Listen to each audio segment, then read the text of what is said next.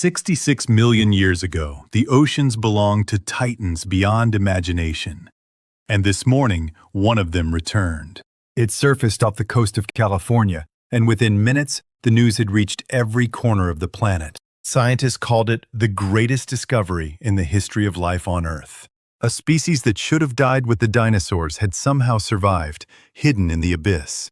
But the first sighting was only the beginning, because they were not coming back alone. Across every ocean at once, deep-sea sonar detected something enormous, and it was rising. Across the planet, every deep-sea sonar array went dark at the same instant. Then returned one enormous contact. For 200 years, scientists had found only ghosts in the fossil record. The ocean, it seemed, was keeping its greatest secrets. But a fossil is only a shadow. And tonight, the shadows have become flesh. It began at dawn off the coast of San Diego, where a fishing vessel reported a shadow over 300 feet long. Within an hour, the harbors filled with panic, and by midday, the entire coastline had been evacuated. Authorities spoke of a single creature, but satellites showed something far worse, an armada. Meet the Megalodon, the most powerful predator the oceans have ever produced. Growing over 60 feet long, with teeth larger than a human hand, it was a living weapon. For 20 million years it ruled the seas, hunting whales that were themselves giants.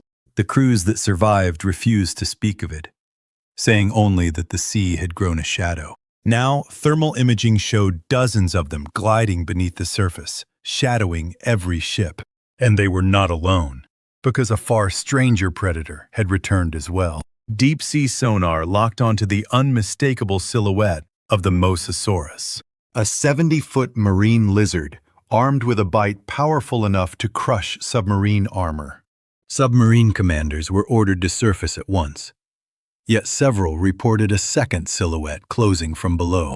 It struck in complete darkness, opening its jaws at more than 100 miles per hour.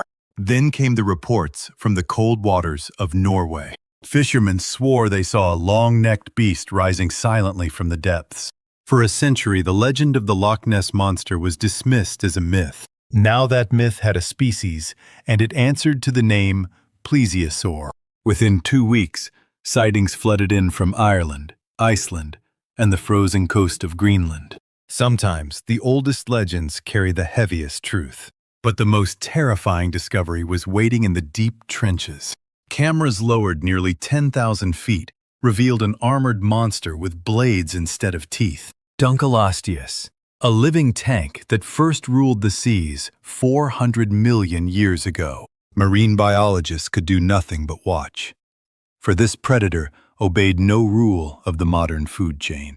Its bite was stronger than the jaws of a Tyrannosaurus rex. And it was hunting in silence, right where the ocean floor grows cold and black. And then, the oceans began to fall silent. Blue whales, killer whales, entire pods vanished in a single night. Whatever took them left wounds the size of a car door. It was the Leviathan, a whale built to hunt other whales. The final contact came from a research vessel that had spent a decade studying the gentle giants. And it made the Megalodon look small. Somewhere in the deep, something had begun feeding at the very top of the ocean's food chain. Within days, shipping lanes closed and coastal cities sealed their ports. Global markets collapsed, and the fishing industry vanished overnight.